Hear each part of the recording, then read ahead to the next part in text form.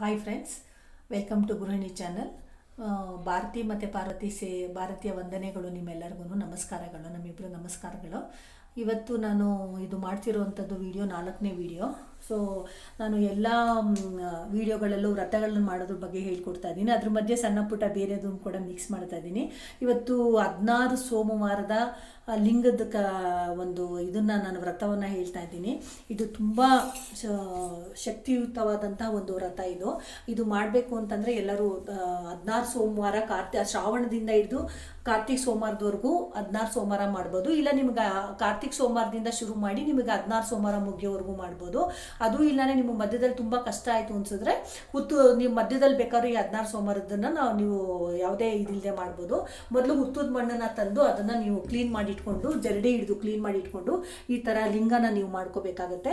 ನಾನು ನಿಮ್ಗೆ ಗೊತ್ತಾಗಲಿ ಅಂತೇಳಿ 3 ಲಿಂಗ ಮಾಡಿ ತೋರಿಸಿದ್ದೀನಿ. ನೀವು ಒಂದು ಮನೇಲಿ ನಿಮ್ಗೆ ಒಂದೇ ಒಂದು ಲಿಂಗ ನೀವು ಮಾಡ್ಕೋಬೇಕಾಗತ್ತೆ. ನಾನು 3 ಲಿಂಗ ಇರಲಿ ಅಂತೇಳಿ ನಾನು 3 ಲಿಂಗ ನಿಮಗೆ ತೋರಿಸಿದ್ದೀನಿ, ನಿಮಗೆ ಮಾಡೋಕ್ಕೆ ಗೊತ್ತಾಗಲಿ ಅಂತ ಹೇಳ್ಬಿಟ್ಟು. ಫಸ್ಟು ಹುತ್ತದ ಮಣ್ಣನ್ನು ನೀವು ಬೆಳಗ್ಗೆ ಎದ್ದು ಮಾಮೂಲಿ ಸ್ನಾನ, ನಿಮ್ದೆಲ್ಲ ದಿನನಿತ್ಯ ಕರ್ಮಗಳೆಲ್ಲ ಮುಗಿಸ್ಕೊಂಡು ಸ್ನಾನ ಮಾಡಿದ ತಕ್ಷಣ ಲಿಂಗನ ಮಾಡಿ ಈ ಥರ ಇಟ್ಕೊಂಡ್ಬಿಟ್ಟು ದೇವ್ರ ಮನೇಲಿ ಇಟ್ಬಿಡ್ಬೇಕು. ನಂತರ ಸಂಜೆ 4 ಗಂಟೆ ಮೇಲೆ, 4:15, 5 ಗಂಟೆ ಮೇಲೆ ನೀವೇನು ಮಾಡಬೇಕು, ವ್ರತನ ಶುರು ಮಾಡಬೇಕಾಗತ್ತೆ. ಮೊದಲಿಗೆ ನೀವು ಈ ಥರ ಲಿಂಗನ ಮಾಡಿ ಇಟ್ಕೊಂಡಾದ್ಮೇಲೆ ದೇವ್ರನ್ನ ಮೊದಲು ಆವಾಹನೆ ಮಾಡ್ಕೋಬೇಕಾಗತ್ತೆ. ನಾನು ಮೊದಲೇ ಹಳೆ ವಿಡಿಯೋದಲ್ಲಿ ಹೇಳ್ಕೊಟ್ಟಂಗೆ ದೇವ್ರನ್ನ ಆವಾಹನೆ ಮಾಡ್ಕೊಡೋದು ಹೇಳ್ಕೊಟ್ಟಿದ್ದೀನಿ. ಮಂಜುನಾಥೇಶ್ವರ ಸ್ವಾಮಿ ದೇವತಾಭ್ಯೋ ನಮಃ ಆವಾಹಯಾಮಿ ಅಂತ ಹೇಳಿ ನೀವು ಈ ಥರ ಲಿಂಗ ಮಾಡಿ ಇಟ್ಕೊಂಡ್ಮೇಲೆ ಆವಾಹನೆನ ಮಾಡ್ಕೋಬೇಕಾಗತ್ತೆ. ಆವಾಹನೆ ಮಾಡ್ಕೊಂಡ ನಂತರ ಈ ಥರ ನೋಡಿ ಎಲ್ಲ ನೈವೇದ್ಯ ಇದಕ್ಕೆ ಅಭಿಷೇಕಕ್ಕೆ ಬೇಕಾಗಿರುವಂತಹ ಎಲ್ಲ ಒಂದು ಸಾಮಗ್ರಿಗಳನ್ನು ನೀವು ಮುಂಚೆನೇ ರೆಡಿ ಮಾಡಿ ಇಟ್ಕೋಬೇಕಾಗುತ್ತೆ. ಈ ಥರ ಜೇನುತುಪ್ಪ, ಹಾಲು ಮತ್ತು ಗಂಧ ಮತ್ತು ಸಕ್ಕರೆ ಮತ್ತು ಮುಖ್ಯವಾಗಿ ವಿಭೂತಿ ಪ್ರಿಯ ಅವನು ಶಿವ. ಈ ಥರ ಎಲ್ಲ ನೀವು ರೆಡಿ ಮಾಡಿ ಇಟ್ಕೋಬೇಕಾಗತ್ತೆ. ರೆಡಿ ಮಾಡಿ ಇಟ್ಕೊಂಡಾದ ತಕ್ಷಣ ಈ ಥರ ಒಂದು ಬಿಲ್ಪತ್ರೆನಲ್ಲಾಗಲಿ ಅಥವಾ ತುಳಸಿನಲ್ಲಾಗಲಿ, ಶಿವನಿಗೆ ಬಿಲ್ಪತ್ರೆನೇ ತುಂಬ ಶ್ರೇಷ್ಠ. ಈ ಥರ ಓಂ ನಮಃ ಶಿವಾಯ, ಓಂ ನಮಃ ಶಿವಾಯ, ಓಂ ನಮಃ ಶಿವಾಯ, ಓಂ ನಮಃ ಶಿವಾಯ, ಓಂ ನಮಃ ಶಿವಾಯ ಅಂತೇಳಿ ಇದನ್ನು ಹಾಲಿಂದ ಮುಗಿದಾದ್ಮೇಲೆ ನಂತರ ಜೇನುತುಪ್ಪನ ದೇವ್ರಿಗೆ ಓಂ ನಮಃ ಶಿವಾಯ, ಓಂ ನಮಃ ಶಿವಾಯ ಅಂತೇಳಿ ಹಾಕಬೇಕಾಗತ್ತೆ. ನಂತರ ಸಕ್ಕರೆನ ದೇವರಿಗೆ ನೀವು ಯಾವ್ಯಾವ್ದು ಏನು ಬೇಕಾದ್ರೂ ನೀವು ದೇವ್ರಿಗೆ ಅಭಿಷೇಕ ಮಾಡ್ಬೋದು. ಓಂ ನಮಃ ಶಿವಾಯ, ಓಂ ನಮಃ ಶಿವಾಯ ಅಂತೇಳಿ ನಂತರ ಗಂಧದನ್ನು ಕೂಡ ನೀವು ಮಾಡಬೇಕಾಗತ್ತೆ. ಓಂ ನಮಃ ಶಿವಾಯ, ಓಂ ನಮಃ ಶಿವ ಎಲ್ಲವನ್ನು ಸ್ವಲ್ಪನೇ ಹಾಕೋಬೇಕಾಗತ್ತೆ. ಯಾಕಂದರೆ ಇದು ಮಣ್ಣಿಂದ ಮಾಡಿರೋವಂಥದ್ದಲ್ವ, ಹಾಗಾಗಿ. ಮತ್ತು ಕೊನೆಗೆ ವಿಭೂತಿ ಪ್ರಿಯನಾಗಿರೋಂಥ ಶಿವನಿಗೆ ಓಂ ನಮಃ ಶಿವಾಯ, ಓಂ ನಮಃ ಶಿವಾಯ, ಓಂ ನಮಃ ಶಿವಾಯ ಅಂಥೇಳಿ ಇದನ್ನು ಮುಗಿಸ್ಕೋಬೇಕಾಗತ್ತೆ. ಮುಗಿಸ್ಕೊಂಡು ನಂತರ ನೀವು ಇದನ್ನು ತೆಗೆದು ಪಕ್ಕಕ್ಕೆ ಇಟ್ಕೊಳ್ಳಿ. ನಂತರ ಮಂಜುನಾಥನಿಗೆ ಮಾಮೂಲಿಯಾಗಿ ಮತ್ತು ನಿಮಗೆ ಈ ಥರ ಓಂ ನಮಃ ಶಿವಾಯ, ಓಂ ನಮಃ ಶಿವಾಯ, ಓಂ ನಮಃ ಶಿವಾಯ ಅಂತೇಳಿ ಅಭಿಷೇಕದ ನಂತರ ಒಂದು ಮಂಗಳಾರತಿಯನ್ನು ಕೂಡ ನೀವು ಮಾಡಬೇಕಾಗತ್ತೆ ಶಿವನಿಗೆ.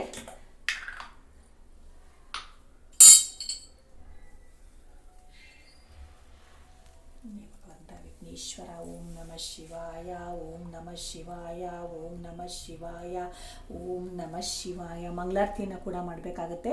ಮಂಗಳಾರತಿ ಆದ ನಂತರ ಶಿವನಿಗೆ, ಯಾಕಂದರೆ ಅಭಿಷೇಕ ಮಾಡಿರೋದ್ರಿಂದ ನೀವು ಮತ್ತೆ ಅವನಿಗೆ ಮೇಲೆ ಗಂಗೆ ಪ್ರೋಕ್ಷಣೆಯನ್ನು ಮಾಡಬೇಕಾಗತ್ತೆ.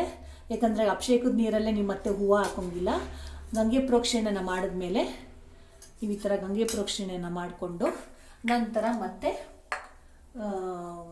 ಶಿವನಿಗೆ ಈ ಥರ ಗಂಧ ರೆಡಿ ಮಾಡಿ ಇಟ್ಕೊಂಡಿರಿ. ಈ ಥರ ಗಂಧನ ಹಾಕಿ ನಂತರ ಈ ಥರ ಕುಂಕುಮನ ಭಗವಂತನಿಗೆ ಹಚ್ಚಿ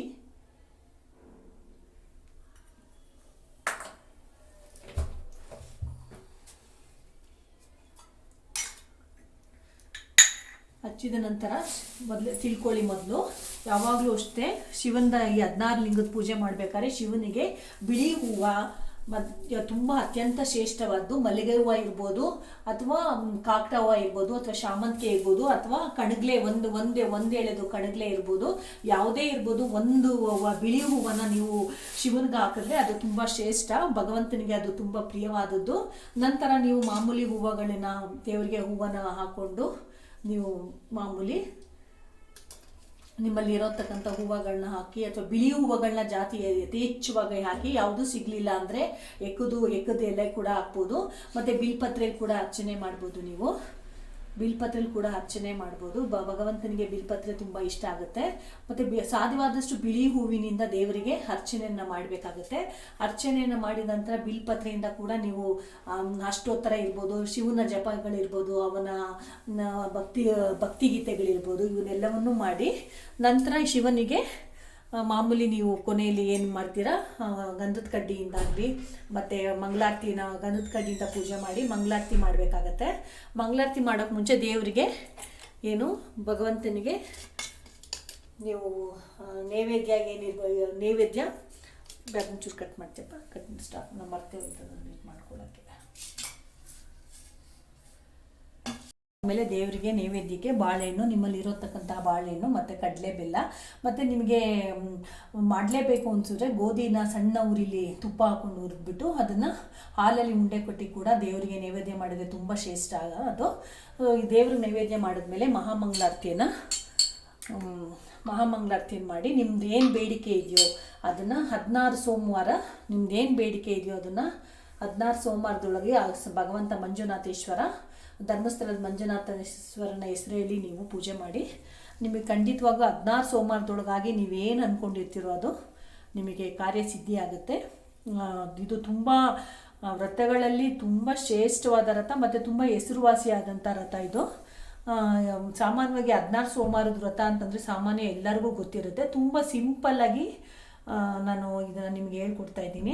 ಜಾಸ್ತಿ ಆಡಂಬರ ಇಲ್ಲದೆ ನೀವು ಮಾಡುವಂಥ ಒಂದು ವ್ರತ ಇದು. ನೀವು ಸಾಧ್ಯವಾದರೆ ಉಪವಾಸ ಇದ್ದು ಕೂಡ ವ್ರತನ ಮಾಡ್ಬೋದು. ಮತ್ತು ಸಾಧ್ಯವಾದರೆ ಈ 16 ಸೋಮವಾರ ಮಾಡೋಷ್ಟರಲ್ಲಿ ನಿಮಗೆ ಏನು ನೀವು ನಾನ್ ವೆಜ್ ತಿಂದೇ ಇದ್ದರೆ ಕೂಡ ಒಳ್ಳೆಯದು. ನಾನ್ ವೆಜ್ ತಿನ್ನೋದು ಬಿಟ್ಬಿಟ್ಟು ವ್ರತ ಮಾಡಿದ್ರೆ ನಿಮಗಿನ್ನೂ ಖಂಡಿತವಾಗೂ ಬೇಗ ಫಲ ಸಿಗುತ್ತೆ. ಇಲ್ಲಿಗೆ ನಂದು ಈ 4ನೇ ವಿಡಿಯೋನ ಮುಗಿಸ್ತಾ ಇದ್ದೀನಿ. ನಿಮ್ದೇನಾದ್ರು ಕಮೆಂಟ್ಸ್ ಇದ್ದರೆ ಅಥವಾ ನೀವೇನಾದ್ರು ಲಿಂಗ ಮಾಡೋದ್ರ ಬಗ್ಗೆ ಗೊತ್ತಿಲ್ಲದೆ ಇದ್ದರೆ ನಮಗೆ ಕಮೆಂಟ್ಸ್ ಬಾಕ್ಸಲ್ಲಿ ಹಾಕಿ. ನಾವು ನೆಕ್ಸ್ಟ್ ವಿಡಿಯೋದಲ್ಲಿ ನಿಮಗೆ ಉತ್ತದ ಮಣ್ಣಿಂದ ಲಿಂಗ ಮಾಡೋದು ಹೇಗೆ ಅಂತ ಹೇಳೋದು ಕೂಡ ನಾವು ತೋರಿಸ್ಕೊಡ್ತೀವಿ. ಧನ್ಯವಾದಗಳು. ಹೂವು ಹಾಕಾಯ್ತಾ? ಬಿಳಿ ಹೂವು ಹಾಕಿದ ತಕ್ಷಣ ಈ ಥರ ಬಿಳಿ ಗೆಜ್ಜೆ ವಸ್ತ್ರವನ್ನು ಕೂಡ ದೇವರಿಗೆ ಹಾಕಬೇಕಾಗತ್ತೆ. ಬಿಳಿ ಗೆಜ್ಜೆ ವಸ್ತ್ರಕ್ಕೆ ಯಾವುದೇ ಕಲರ್ನ ನೀವು ಇದು ಮಾಡೋಂಗಿಲ್ಲ. ಬಟ್ ಕೊನೆಯಲ್ಲಿ ಮಾತ್ರ ಈ ಥರ ಮಾಡಿಕೊಂಡು ಯಾವಾಗಲೂ ಮಂಜುನಾಥನಿಗೆ ಫುಲ್ಲು ಪೂರ್ತಿಯಾಗಿ ಬಿಳಿ ಹೂವಿಂದಾಗಲಿ ಬಿಳಿ ಮತ್ತು ಹತ್ತಿಯಿಂದಾಗಲಿ ಮತ್ತು ಪೂಜೆ ಮಾಡೋವಂಥದ್ದು ಶ್ರೇಷ್ಠ.